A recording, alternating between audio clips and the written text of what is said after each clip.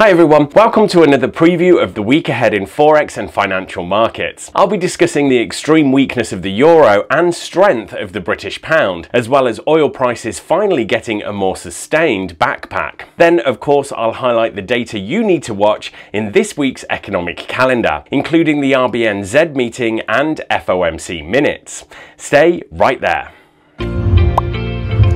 GKFX Prime presents the week ahead.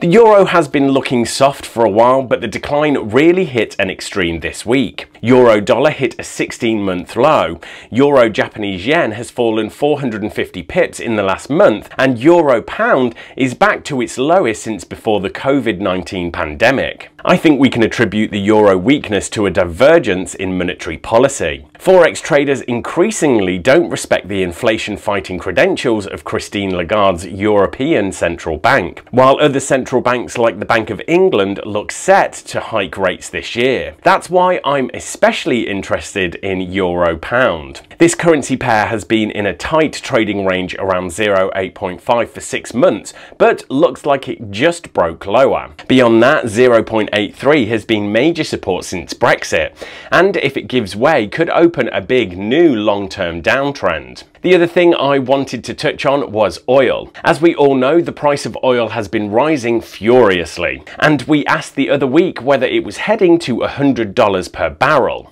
The price has swung lower on the possibility of a coordinated release of strategic reserves among major countries including the US and China. If this happened, it could undermine the influence of OPEC and see the oil price weaken significantly. I will just stop at this point to remind you to give this video a thumbs up by slamming that like button. Thanks very much. Alright, let's switch gears to this week's economic calendar highlights.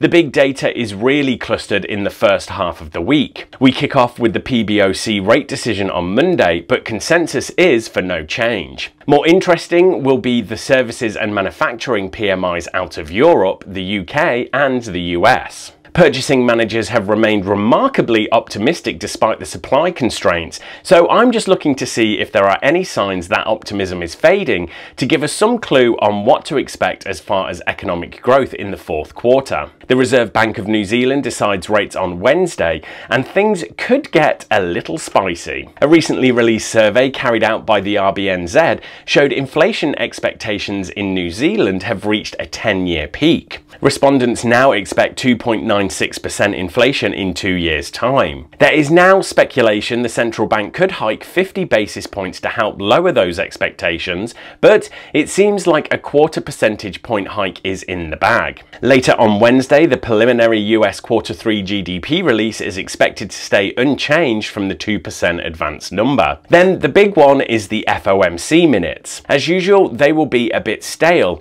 because the decision to begin tapering QE but talk down chances of a rate hike was made before the release of the big 6.2% October CPI number. Still, they could still be a market mover if the talk amongst policymakers differs from the quite dovish official statement. Okay everyone, that's all from me. Good luck trading this week, and make sure to click on subscribe so you don't miss the next episode of The Week Ahead.